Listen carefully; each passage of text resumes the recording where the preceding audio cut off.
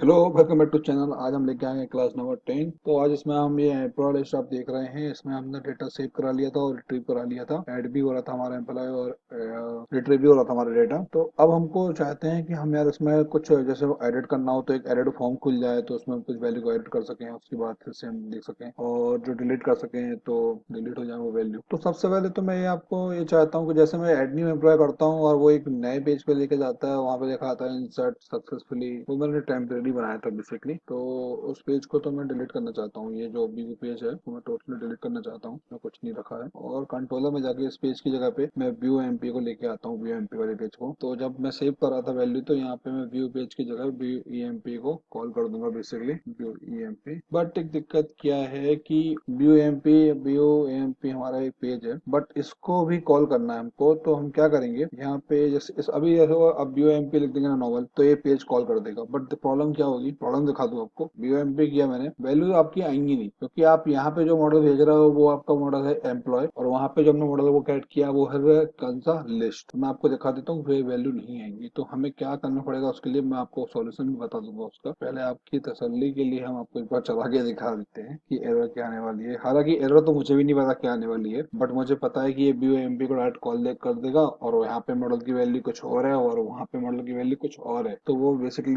Data gate ही नहीं कर पाएगा। तो यहाँ पे मैं रन करता हूँ एड न्यू एम्प्लॉय जैसे करता हूँ, तो यहाँ पे मैं दे देता हूँ ए सैलरी 1 और बी। सबमिट क्वेरी किया मैंने, और यहाँ पे देखो डेटा नहीं आ रहा। तो पेज पे तो लेके आ रहा है व्यू एमपी, जो हमारा पेज था वो पेज आ गया, जो हमने डिजाइनिंग की हुई है इस पेज पे वो हमारा आ गया है व्यू एमपी। बट हम चाहते हैं कि यार हमारा डेटा भी आए, तो हम क्या चाहे इसमें क्या करेंगे, क्या ऑप्शन है इसके लिए। कोई एरर नहीं है बेसिकली, ये मुझे लगा था कोई एरर आएगी, एरर नहीं है, क्योंकि जो मॉडल उसमें हम पास कर रहे हैं वो हमने इसको गेट नहीं कराया, तो कोई एरर नहीं है कि हमने मॉडल को यूज नहीं किया तो कोई एरर आएगी। प्रॉब्लम ये है कि जो मॉडल हमने सेट किया था वो मॉडल में यहाँ पे गेट नहीं किया, तो वैल्यू नहीं आ पाई। तो इसके लिए उसमें आपको सॉल्यूशन बताता हूँ क्या करते हैं यहाँ पे हम। तो जो हमारा कंट्रोलर है, तो बेसिकली अभी हमने जैसे ये वाला हमने किया है, तो हम यहाँ से एक दूसरी आईडी कॉल कर सकते हैं, जैसे ये वाली। तो इसको कॉल कर देंगे तो ये डाउ से क्या करेगा, तुरंत डेटाबेस से सारा डेटा लेके आएगा और लिस्ट के फॉर्म में हमको वीआईपी पे दिखा देगा। तो हम यहाँ पे क्या करते हैं, यहाँ पे लिख देता हूँ मैं रीडायरेक्ट कॉलन स्लैश, और यहाँ पे मुझे लिखनी पड़ेगी ये वाली आईडी। पेज नहीं लिख रहा हूँ मैं, आईडी लिख रहा हूँ, व्यू कैपिटल ईएमपी। तो रीडायरेक्ट करेगा कौन, अब यहाँ से जैसे रिटर्न करने की बारी आएगी तो उसको रीडायरेक्ट कर देगा एक नई आईडी पे, मतलब इस आईडी पे,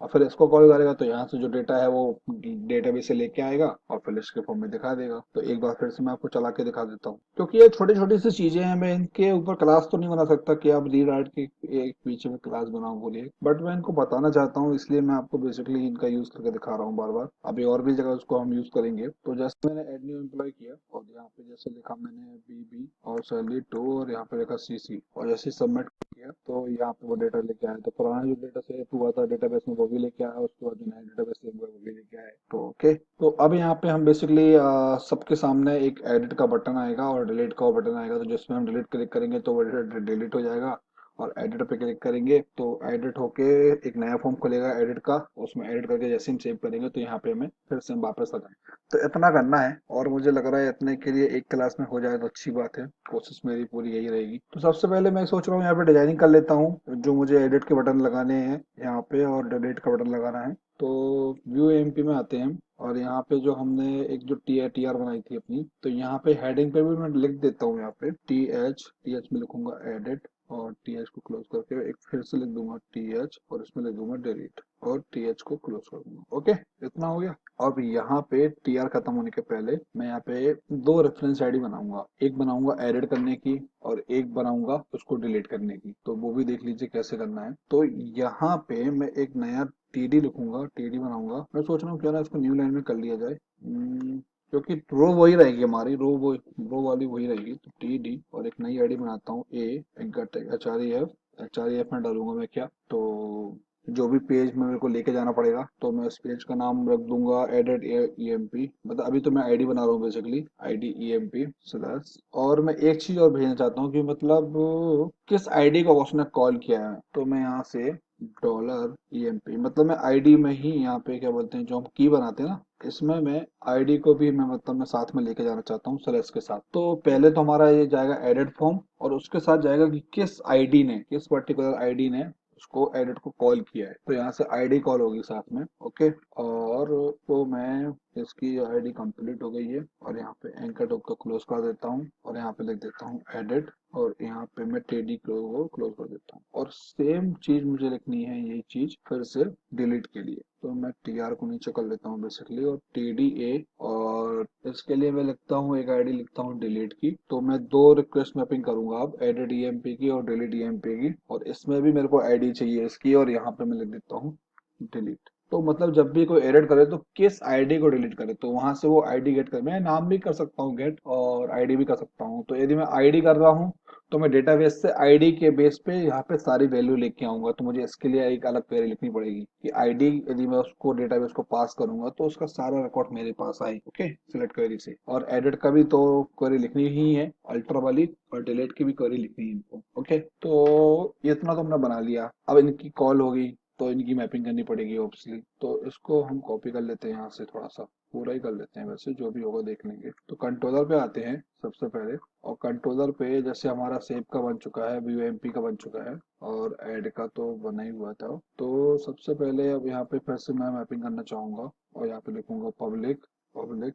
यहाँ पे अब मैं मॉडल एंड व्यू नहीं लूंगा, यहाँ पे मैं नॉर्मली करता हूँ, मतलब अलग अलग मॉडल का यूज करता हूँ। तो मतलब कभी वैसा कभी ऐसा कुछ भी कर सकते हैं, कोई दिक्कत नहीं है। एडिट एक फंक्शन बनाया है, तो यहाँ पे मैं एक नई चीज बताने वाला हूँ, जिसको जो एनोटेशन है path variable, capital PATH। Path variable क्या होते हैं, जो भी हमने जैसे यहाँ से कॉल किया था अपने कौन से पेज से था वो, VoIP से, तो यहाँ पे ये आए क्या, ये हो गई की, और यहाँ पे ये वाली जो वैल्यू होगी ये होगी पाथ वेरिएबल वाली वैल्यू। तो मतलब पाथ वेरिएबल जो हमारा ऑब्जेक्ट बनाएंगे, इसका जो एनोटेशन लगे, जो भी इसका हम एनोटेशन लगाएंगे उसमें से हम पाथ वैल्यू से इसमें जो इसकी जो आईडी है वो गेट करेंगे। तो कंट्रोलर में हम लिखेंगे path value, path variable sorry, और इसका एक ऑब्जेक्ट बनाएंगे इंट आईडी। तो जो भी आईडी आएगी वो इंट आईडी में सेव हो जाएगी बेसिकली। और मॉडल बना लेता हूँ मैं, यहाँ पे मॉडल इंटरफेस लेता हूँ, इस बार मॉडल क्लास नहीं लेता हूँ। ओके, मॉडल एम, और इस फंक्शन के अंदर एक तो वो मुझे मैपिंग करनी पड़ेगी इसकी, तो मैं यहाँ पे लिख देता हूँ, कॉपी करूँ क्या, नहीं पहले रिक्वेस्ट मैपिंग, और रिक्वेस्ट मैपिंग करूंगा मैं, क्या लिखूंगा रिक्वेस्ट मैपिंग में, स्लैश EMP, नहीं क्या था, एडिट EMP स्लैश, और उस ब्रैकेट के अंदर थी वो आईडी बेसिकली। तो डॉलर आईडी तो वहां पे वो वैल्यू भेजेगी बेसिकली। तो यहाँ पे हम जो भी इस ब्रैकेट के अंदर लगाते हैं, इस ब्रैकेट के अंदर जो भी वैल्यू आएगी वो कहाँ स्टोर होगी, पाथ वेरिएबल से हम उसको गेट करेंगे। और यहाँ पे मॉडल इंपोर्ट नहीं है, तो यहाँ पे इंपोर्ट पे क्लिक कर लेता हूँ, मॉडल इंपोर्ट कर लिया हमने। तो इसकी रिक्वेस्ट मैपिंग हो चुकी है। अब हम इस फंक्शन के अंदर थोड़ी और चीजें लिख लेते हैं, जैसे पहले तो मैं एक एम्प्लॉय का ऑब्जेक्ट बना लेता हूँ यहाँ पे, एम्प्लॉय EMP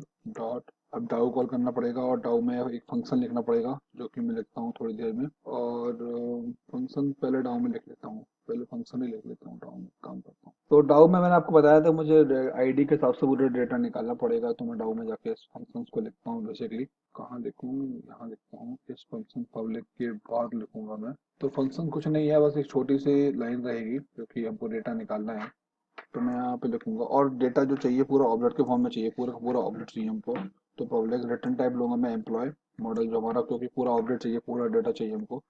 और नाम दे देता हूँ get EMP employ by ID, क्योंकि आईडी के थ्रू हम यहाँ पे डेटा निकालेंगे, आईडी। और यहाँ पे ओके, और मुझे आईडी जब मैं पास भी करेगा, कौन सी आईडी आएगी, तो जो भी मुझे जो आईडी पास करेगा उस बेस पे मैं यहाँ से डेटा लेके आऊंगा। तो सिलेक्ट की क्वेरी लिख लेता हूँ बेसिकली। अब मैं यहाँ पे string SQL is equal to, मैं चाहूँ तो डायरेक्ट भी लिख सकता था क्वेरी, बट ऐसी कोई दिक्कत नहीं है। Select string from employee EMPLOYEE employee where ID is equal to comma, मतलब ID is equal to question mark. Okay, इसकी वैल्यू बता मैं बाद में पास कर दूंगा, कोई दिक्कत नहीं है। अब यहाँ पे मैं चलाता हूँ रिटर्न टेम्पलेट, जो हमारा ऑब्जेक्ट टेम्पलेट डॉट क्वेरी, और यहाँ पे कोई दूसरी क्वेरी चलाने वाला हूँ, आप देखिएगा, क्वेरी फॉर ऑब्जेक्ट। ओके, तो SQL जो हमने लिखी है वो यहाँ पे पास हो जाएगी, और किस टाइप का हमारा यहाँ पे आएगा, तो हम मतलब किस टाइप का डेटा हम लेंगे, किस क्लास टाइप का, तो यहाँ पे हम बताएंगे न्यू जो ऑब्जेक्ट बने, ठीक है, ऑब्जेक्ट जो बने वो किस बेस पे बनेगा, आईडी के बेस पे बनेगा। तो ये वाली जो वैल्यू आएगी वो यहाँ पे ऑटोमेटिकली चली जाएगी। ओके, और उसका डेटा पूरा लेके आएगा कॉमा न्यू, यहाँ पे हमको एक बीन प्रॉपर्टी यूज करना पड़ेगा। बीन प्रॉपर्टी रो मैपर, कहाँ लिखा है बीन प्रॉपर्टी रो मैपर, ये रहा। और क्लास भी बतानी पड़ेगी मुझे उसकी। ओके, तो यहाँ पे जो क्लास है वो है हमारी एम्प्लॉय, और उस क्लास का ऑब्जेक्ट का जो क्लास फाइल है उसका नाम क्या है, ये एम्प्लॉय डॉट क्लास। तो इतना करना पड़ेगा हमको, तब जाके यहाँ से ये वैल्यू लेके आएगा। या तो आप डायरेक्ट भी कर सकते थे, ये मैंने नया तरीका बताया। यहाँ पे वेर आईडी पे आप वो वैल्यू लेके आते और ये स्ट्रिंग डॉट क्वेरी चलाते और फिर रिजल्ट सेट से सारी वैल्यू लेके आते और एम्प्लॉय में रिजल्ट कराते। तो यहाँ पे बेसिकली मैंने एक नया तरीका बताया कि ये 5-6 लाइन का कोड लिखने से अच्छा, मतलब ये जितनी भी कोड है एक लाइन में हम इसको कोड ले सकते हैं। तो बेसिकली हमें उस क्लास को बताना पड़ता है यहाँ पे कि किस एम्प्लॉय क्लास में आप डेटा चाहते हैं, उसका मॉडल क्या है, किस टाइप की आपको, मतलब उसका पूरा ऑब्जेक्ट बताना पड़ता है, किस बेस पे आप आईडी फेच करा रहे हैं डेटा। तो यदि आप आईडी ना भी दें तो कोई दिक्कत नहीं है, वो पूरा का पूरा एम्प्लॉय जो है यहाँ से आप पेयर का कंडीशन हटा दें, यहाँ से आईडी हटा दें और पूरा डेटा आपको ला के दे देगा और आपका कोड चल जाएगा। ओके, तो सारा एम्प्लॉय हमारे पास आ गया है। अब हम यहाँ वहाँ पे एम्प्लॉय को कॉल कर सकते हैं बेसिकली। तो मैं यहाँ पे लिखने वाला था DAO dot employ get employ by ID, और यहाँ पे जो आईडी है वो मैं यहाँ पे पास कर दूंगा बेसिकली। ओके, पास हो जाएगा यहाँ से। उसके बाद मुझे क्या करना है, अभी मैं एडिट फॉर्म पे था बेसिकली, तो मैं एडिट करने वाला था। ये केस मैपिंग में एरर इसलिए आ रहा है क्योंकि यहाँ पे एट द रेट में लगा हुआ है, तो एट द रेट लगा देता हूँ। पाथ लेवल में, अच्छा अभी इसको रिटर्न नहीं कराया मैंने बेसिकली, कोई बात नहीं। तो यहाँ से पूरा जो हमारा डेटा है वो आ चुका है EMP ऑब्जेक्ट में। इसको हम मॉडल में ऐड कराएंगे, तो मॉडल में यहाँ पे लिए हुआ है, तो ऐड एट्रीब्यूट। ओके, और यहाँ पे मैं जैसे नाम दे रहा हूँ कमांड, और क्या ऑब्जेक्ट लिया मैंने यहाँ पे, तो मतलब जो भी जितना भी डेटा है वो इस मॉडल के थ्रू आ गया है। अब मैं सेम नाम नहीं ले सकता बार बार, और रिटर्न कर देता हूँ कि अब मुझे कौन सी फॉर्म पे जाना पड़ेगा, एडिट फॉर्म पे। तो EMP एडिट फॉर्म में भी एक मैं बना लेता हूँ, EMP एडिट फॉर्म। तो वैसे देखा जाए तो मुझे सबसे पहले एक फॉर्म ही बनाना चाहिए था, तो राइट क्लिक करता हूँ, JSP पेज बनाता हूँ, EMP एडिट फॉर्म। ओके, तो बेसिकली अब यहाँ पे मुझे एक एडिट फॉर्म बनाना है। तो सबसे पहले तो मुझे लाइब्रेरी को कॉपी करनी पड़ेगी, JST और फॉर्म दोनों। मैंने आपको पहले ही बोला था मैं दोनों को लाइब्रेरी जो है वो कॉपी करूंगा, तो उनको इसलिए एक साथ ही रखूंगा और एक साथ ही कॉपी करूंगा। तो अभी आप यहाँ पे एक और फील्ड का के बारे में जानेंगे। पहले तो मैं इसको एक टैग दे देता हूँ H1, जिसमें मैं लिख दूंगा कि ये एडिट का पेज है, एडेड एम्प्लॉय का पेज है बेसिकली। तो ये हो गया एडेड एम्प्लॉय, और यहाँ पे फॉर्म बनाना पड़ेगा। तो मैं सीधा इस बार direct form colon dot form लिख रहा हूँ, और यहाँ पे जो मुझे एक्शन लिखना है वो मैं एक्शन लिखूंगा, और एक्शन में लिख देता हूँ एडेड सेव। ओके, और उसके बाद मैं यहाँ पे मेथड ले लेता हूँ, क्योंकि डेटा जाएगा तो ऑब्वियसली मैं यहाँ पे मेथड ले लेता हूँ जिसका नाम है पोस्ट। ओके, और मॉडल एट्रीब्यूट वैसे देने की जरूरत तो नहीं है, और चाहे तो दे भी सकते हैं, कोई दिक्कत नहीं है। तो मॉडल एट्रीब्यूट तो कंपलसरी नहीं होता, वो ऑटोमेटिकली डिटेक्ट कर लेता है। तो यहाँ पे मुझे फॉर्म टैग को क्लोज भी करना पड़ेगा, फॉर्म कॉलन फॉर्म। ये अब ठीक है ना। तो इसके लिए यहाँ पे मैं सबसे पहले सोचा हूँ टेबल ले लेता हूँ, ताकि हमारा अलाइनमेंट जो अभी तक बना हुआ है वो हमेशा बना रहे।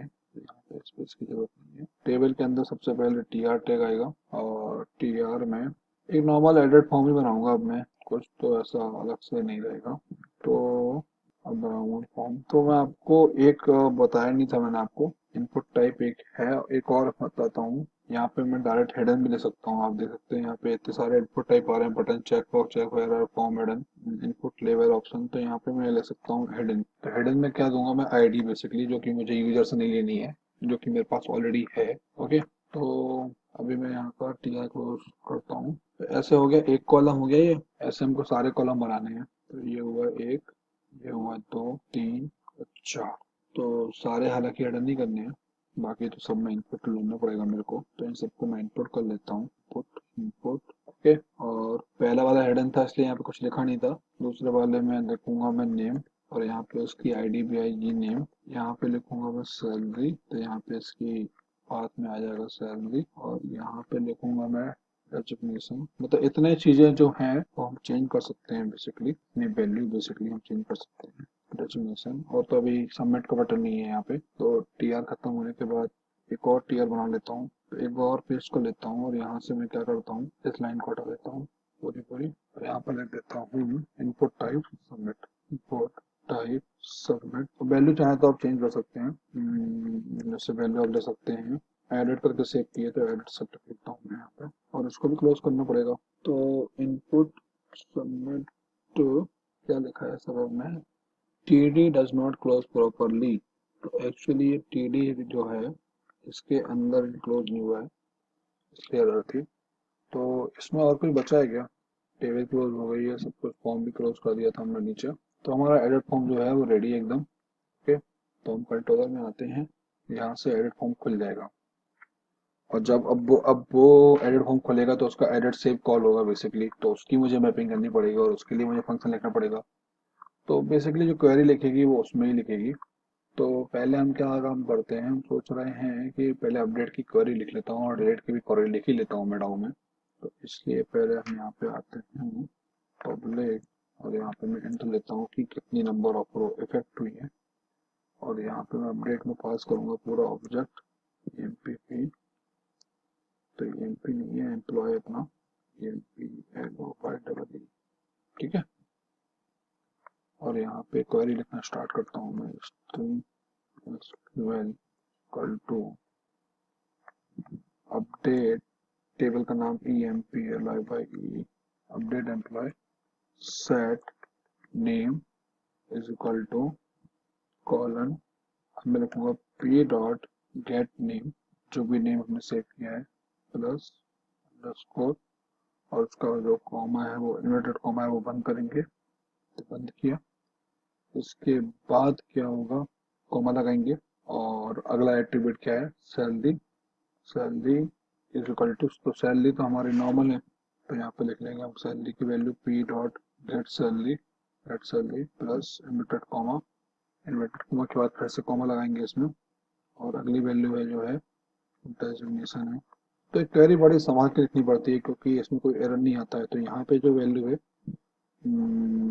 एक स्ट्रिंग वैल्यू है, तो यहाँ पे मैं लगाता हूँ इन्वर्टेड कॉमा, इसके बाद इसमें करता हूँ प्लस, और यहाँ पे लिखूंगा p डॉट गेट डेजिग्नेशन और प्लस, उसके बाद अंडरस्कोर लगा के अब हमें क्या क्लोज करना है, ये क्लोज करना है। और कुछ बचा है क्या सेट के बाद, और बस इसको मैं टर्मिनेट कर सकता हूँ बेसिकली, और इसको यहाँ पर टर्मिनेट कर देता हूँ। तो क्वेरी भी टर्मिनेट कर दी मैंने। और एक बार देखो ये दिक्कत होगी तो हम चेक कर लेंगे क्वेरी को। और यहाँ पे रिटर्न करना है इंटीजर, तो इंटीजर रिटर्न करता है कौन, return template dot update. Update का जो रिटर्न टाइप है वो आप देख सकते हैं इंट टाइप का है। तो यहाँ पे इंट और यहाँ पे एसक्यूएल लिख देता हूँ तो एक क्वेरी चल जाएगी। ओके, तो मैं डिलीट के लिए भी लिख लेता हूँ फंक्शन लगे हाथ। तो डिलीट के लिए लिखूंगा पब्लिक एंड डिलीट एम्प्लॉय। इसमें तो आईडी के थ्रू कर सकता हूँ, तो एक नॉर्मल आईडी ले लेता हूँ, सिर्फ आईडी पास कर दूंगा। मतलब वहां से अभी मैंने क्या किया था इसके लिए, अपडेट के लिए, कि सारा एम्प्लॉय को पहले लेके आया था, गेट कराया था गेट वाई आईडी से, उसके बाद फिर मैंने अपडेट कराया इसको ताकि सारा डाटा हो सके।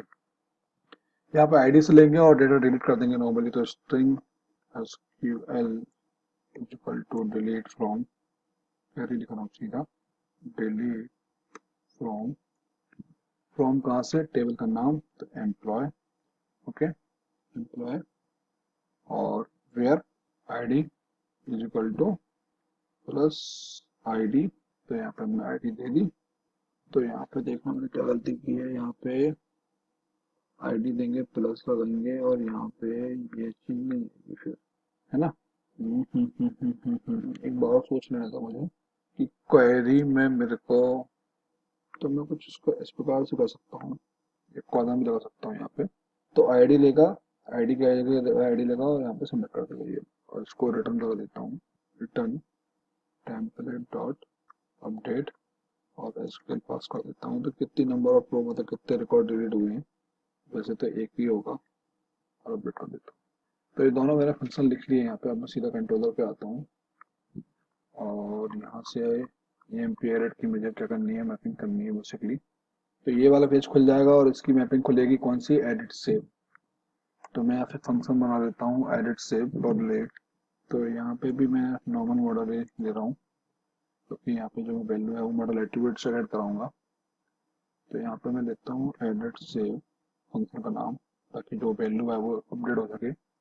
और इसमें क्या लेता हूँ, at the rate model attribute, annotation आपने बता चुका हूँ यार एनोटेशन। तो एनोटेशन का नाम यहाँ पे देता हूँ मैं EMP, और इसका एक ऑब्जेक्ट बना लेता हूँ एम्प्लॉय क्लास से, और इसका भी नाम मैं EMP दे देता हूँ। और इस फंक्शंस के अंदर मैं क्या करने वाला हूँ, फंक्शन के अंदर मैं डाउ डॉट अपडेट को कॉल करूंगा, EMP पास कर दूंगा और रिटर्न क्या कराऊँ, रिटर्न रीडायरेक्ट तो मैं बता चुका हूँ, रीडायरेक्ट और व्यू EMP वाला पेज आपको लेके जाएंगे। Okay done. इसकी रिक्वेस्ट मैपिंग नहीं की है तो इसकी रिक्वेस्ट मैपिंग कर देता हूँ। रिक्वेस्ट मैपिंग यहाँ पे मैं वैल्यू यूज करने वाला हूँ क्योंकि मुझे 2 वैल्यू देनी चाहिए, पोस्ट मेथड भी यहाँ पे बताना है इसको। तो यहाँ पे मुझे वैल्यू लिखनी है एडिट सेव। सेव मैंने स्मॉल में दिया था, कैपिटल में एक बार चेक कर लेता हूँ एडिट फॉर्म में जाके।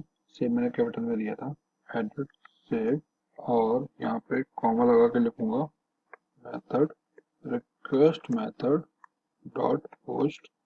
ओके, तो ये तो डन हो गया हमारा। एक फंक्शन और लिखना है मेरे को डिलीट का, वो भी जल्दी से लिख लेता हूँ। तो डिलीट की भी मैपिंग करनी पड़ेगी। तो डिलीट क्या है, हमने वहाँ पे कॉल किया था क्या?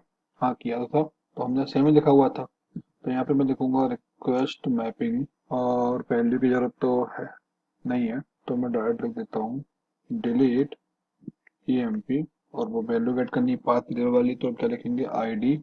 तो ये पाथ वेरिएबल में वैल्यू आ गई हमारी। और यहाँ पे बनाऊंगा फंक्शन, तो पब्लिक स्ट्रिंग, तो मॉडल की जरूरत तो है नहीं है, तो नॉर्मल एक स्ट्रिंग लेकर रिटर्न करा रहा हूँ मैं @path वेरिएबल। और इस पाथ वेरिएबल में मैं ले लेता हूँ int ID। ओके, और इस फंक्शन को खोलता हूँ और यहाँ पे डाउ को कॉल कर लेता हूँ, डाउ डॉट डिलीट। और यहाँ पे उसकी ID भेज देता हूँ और कमेंट कर देता हूँ और रिटर्न कर देता हूँ कौन सा पेज, रीडायरेक्ट करना पड़ेगा ताकि रिफ्रेश हमको मिले, रीडायरेक्ट कॉलन। रीडायरेक्ट की स्पेलिंग ठीक है, REDIRECT। पता नहीं कभी कभी अजीब सा लगता है स्पेलिंग देखकर। BOEMP done. और यहाँ पे भी कैपिटल E आएगा BOEMP में। Okay, anything else apart from this? तो जल्दी से एक बार चला के देख लेते हैं क्या एरर आ रही है इसमें, तो फिर उस एरर को भी सॉल्व करेंगे हम। तो ऐड वगैरह करके तो हम ऑलरेडी देख चुके थे, तो अब इस बार हम सिर्फ ऐड डिलीट करके देखेंगे। तो स्टार्ट हो गया है, बी एम्प्लॉय हमारा कॉल हो रहा है। हाँ कॉल हो रहा है। यहाँ पे देखिए एडिट डिलीट के ऑप्शन आ गए हैं हर हर टैब में। तो अभी मैं इस वाली टैब में एडिट कर रहा हूँ, ए वन वन बी में। तो मैं एडिट पे क्लिक किया, एडिट फॉर्म खुला, वैल्यू सारी लिखी हुई है ऑलरेडी। तो इसको मैं कर रहा हूँ ट्रिपल ए, इसमें कर रहा हूँ ट्रिपल वन और इसमें कर रहा हूँ ट्रिपल बी। एड सेव पे जैसे क्लिक किया तो एरर आ गई। चलिए 400 नंबर, मतलब ये भी तो वो वाली एरर है ना, क्या बोलते हैं तुम्हारी। चलो पढ़ लेते हैं क्या लिखा है। Method web annotation, method argument type mismatch, fail to convert value Java dot lang dot string dot required int. तो जो इंटीरियर वैल्यू थी वो इसमें स्ट्रिंग का कुछ फंडा हो गया है, number forward added save. Okay, तो input string in added save जो कॉल हुआ है वहां पे इंट चाहिए था भाई साहब को, और उसको स्ट्रिंग मिला है एडेड सेव पर। एक बार एडेड सेव में आता हूँ मैं, कुछ जल्दबाजी में भूल गया हूँ क्या मैं। एडेड सेव ही तो लिखा था मैंने यहाँ पे, मेथड भी मेरी पोस्ट थी। तो ये बेसिकली यहाँ से खुल रहा था added form, EMP added form. तो ये पेज तो खुल गया था हमारा। इसने बताया था कि नंबर फॉर्मेट एक्सेप्शन है। एक काम करते हैं, कई बार ऐसी दिक्कत आ जाती है तो हम, जो हमारी आईडी कॉल हुई है एडिट सेव, इसमें एक्शन में हम एडिट, जो हमारा सेव एडिट फॉर्म कॉल हुआ है, इसके एक्शन में एक बार हम प्रोजेक्ट का नाम रख लेते हैं अपने। प्रोजेक्ट का नाम है हमारे spring JDBC slash edit save.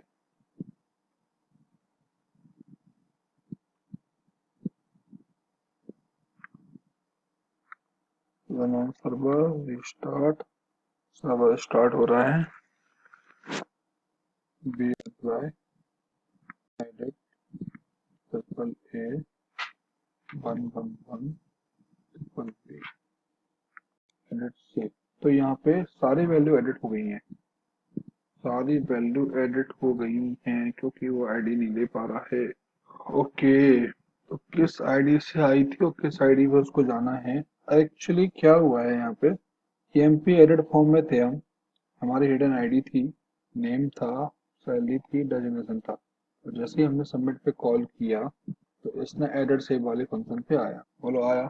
यहाँ से मॉडल एक्टिवेट EMP गेट किया इसने क्योंकि बाय डिफॉल्ट बना लिया, और अपडेट की क्वेरी चलाई। तो अपडेट की क्वेरी में जाता हूँ मैं, अपडेट की क्वेरी में है update employ set name P dot get name P dot get salary designation P dot, और ये सारी वैल्यू आईडी के बेस पे नहीं हो रही है और हमको आईडी के बेस पे करनी थी इनको। समझ रहे हैं आप? Let me think about this. Actually मैंने यहाँ पे वेयर की कंडीशन डालना भूल गया मैं। तो यहाँ पे आएगा टर्मिनेट होने के पहले पी डॉट डेजिग्नेशन आ गया, वैल्यू सबमिट हो गई। वेयर आईडी, आईडी कैसे आ रही थी इसमें? पी डॉट से, where ID is equal to limited comma plus P dot get ID.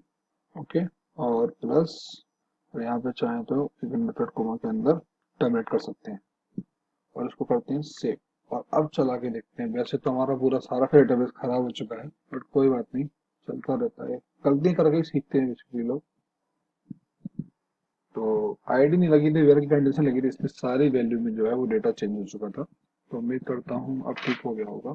तो पहले हम जल्दी से एडिट करके देखेंगे, तो सारी वैल्यू को डिलीट कर देंगे और प्रोजेक्ट आ जाएगा, यहीं पे एंड हो जाएगा। तो बाय। और इसमें करता हूँ मैं एडिट, तो इसमें करता हूँ नॉर्मल ए, यहाँ पे करता हूँ 1, यहाँ पे करता हूँ बी एडिट से। तो ये हमारी वैल्यू देखो आप एड हो चुकी है। और बाकी को मैं कर देता हूँ डिलीट। तो डिलीट करने में दिक्कत क्या आई है? Delete EMP4 no mapping spring डेडीबीसी डिलीट EMP। तो एक काम करता हूँ मैं, इसमें भी स्प्रिंग डेडीबीसी लगा देता हूँ, मैपिंग नहीं मिली इसको क्योंकि। तो सबसे पहले मैं आता हूँ BOMP में, यहाँ पे लिखा है delete EMP dollar MP dot ID में था, ये तो सही कॉल हो रहा था। तो कंट्रोलर में आए और डिलीट EMP, स्लैश लगाना भूल गया बेसिकली, यहाँ पे मैं स्लैश लगा दूंगा तो भी हमारा काम हो जाएगा। और आईडी, तो राइट क्लिक करता हूँ, एक बार फिर से जल्दी से रन कर लेता हूँ। छोटी छोटी गलतियां होती रहती हैं यार, सीख रहा हूँ भाई, सीख रहा हूँ अभी। बट मुझे एरर सॉल्व करना अच्छा लगता है, इसलिए मैं बेसिकली प्रोजेक्ट बना रहा हूँ। मुझे अपनी खुद की एरर हो या किसी और की एरर हो, उसको पढ़ के मैं समझूँ और उसको सॉल्व करूँ, तो मुझे लगता है कि मतलब अच्छा लगता है। एरर सॉल्व करने में मुझे मजा मजा आता है। तो वीडियो वैसे काफी लंबा हो गया है यार, बहुत बहुत सॉरी। इतना लंबा वीडियो मैं बनाता नहीं, इतना बन गया। तो सिंपल है, और यहाँ से मैं करूँगा delete. Oh oh oh, very nice very nice, thank you thank you thank you.